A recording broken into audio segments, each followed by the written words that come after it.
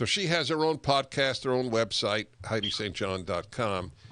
And I am pushing something I didn't do, so I don't know much about it. I only know it's the only alternative in vast segments of our society, vast areas, that is to homeschool, because most schools will poison your child's soul, mind, spirit, etc.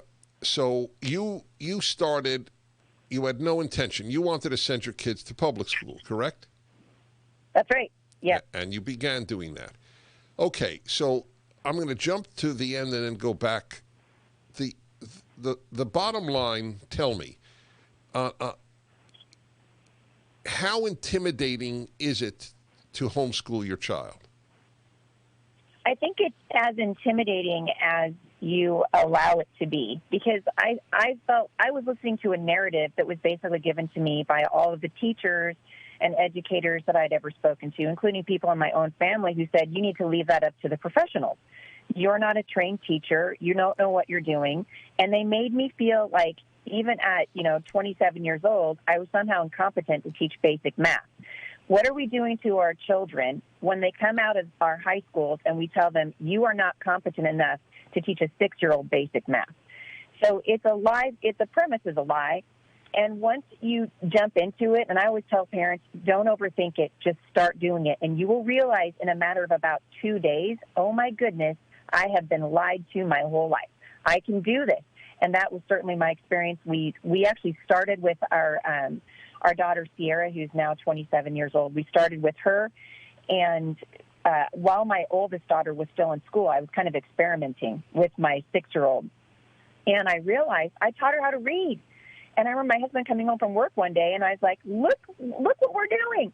This child who I was told I could never do that because I don't have a degree in elementary school education, she's reading. And at that point, I just thought, I'm taking my other daughter out of school, and none of the rest of our kids have ever darkened the door of a public school or a private school for that matter. What about a parent who wants to continue to work? Is homeschooling impossible? No, it's not impossible. I always tell parents where there's a will, there's a way. And let me frame it for you this way, because this is the conversation I've been having with hundreds and hundreds of parents in the Portland, Vancouver area who are now going, oh, my goodness, I want my kids out of these schools. I just don't think I can do it. If we thought for one moment, we're learning this in the Rona, if we thought for one moment that there was a deadly disease in our schools, that our kids would catch it and they would be dead within, I don't know, a matter of weeks, months, hours, whatever, would we take our kids out of school and find a different way? Absolutely. And I'm telling them right now that the damage that's being done to our school, to our children, psychologically, emotionally, spiritually, is 10 times worse than any physical pandemic that would ever come through our schools. And the devastation that they are inflicting on our children is permanent. It's very, very hard to undo it. And so I've been telling parents, you can do this. And I work. I've written, while we've been homeschooling 7 children, I have written, I think, 8 books now. My husband and I have launched a podcast, an international ministry to families. We opened the Homeschool Resource Center. If it's a dream in your heart and you need to do it, you can do it. I've worked in different places while I've homeschooled my children. Is it difficult? Yes, but nothing that's worth doing in this life is easy. I mean, those of us who've been married more than 10 minutes can attest to that. It's worth it. And I tell parents, it's going to be difficult. I'm not going to sugarcoat it, but you can totally do it. And the only people that will tell you that you can't do it are people who don't want you to do it because they realize the power that's in it. You're good. I enjoy you. So let me... I'm on a little bit of a crusade, Dennis. I'm on a little bit of a crusade because I'm watching the city that I love. People, we see Portland, Oregon on the news all the time, right? I grew up in Portland.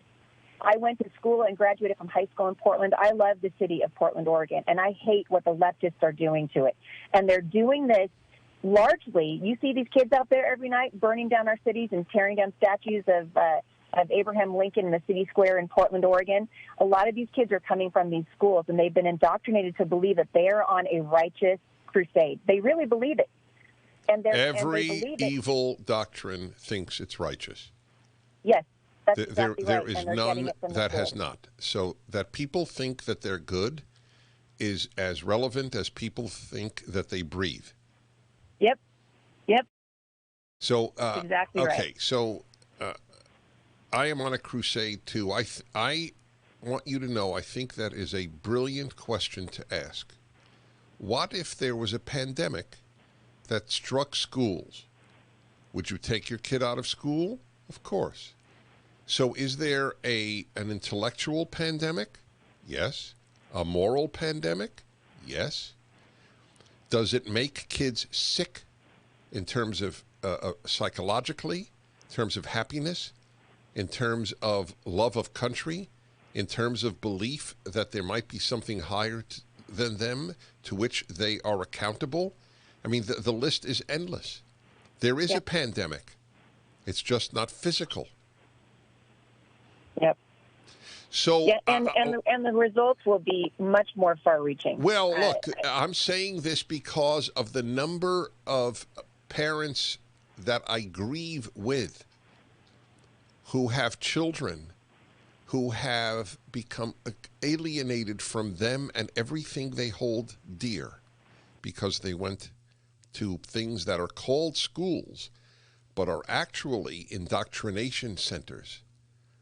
And here's a question. Is the kid who turns left a happy person